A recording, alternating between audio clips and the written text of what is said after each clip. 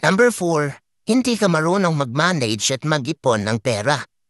Para saan pa ang kinikita mo maraming pera kung palagi mo naman itong nauubos at wala ka pa ring investment hanggang ngayon? Ang pagmamanage at pag-iipon ay simpleng bagay na hindi madalas ginagawa ng karamihan dahil sa tingin nila, pag malaki na ang iyong income, hindi mo na ito kailangan pang i-manage.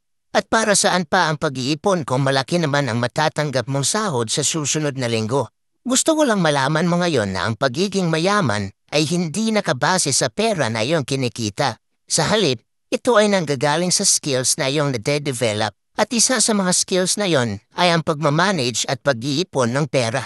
Disiplina ang kailangan mo para yumaman at susunod na ang maraming pera.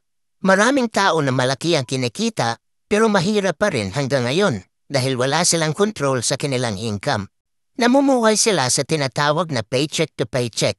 Yun kung magkano ang pera na kinikita, yun lang din ang gagamitin hanggang sa susunod na sahod. Sana ay iwasan mo ang ganitong pagkakamali. Kapag nakakatanggap ka ng pera ngayon, magtabi ka na kaagad ng small percentage galing dito. Kahit binigay man ito ng iyong kaibigan o napapanalunan mo lang, imamanage mo pa rin ito. Ang disiplina, pag nagiging habit, ay paniguradong mabibigyan ka ng yaman na hindi mo pa nakakamit noon.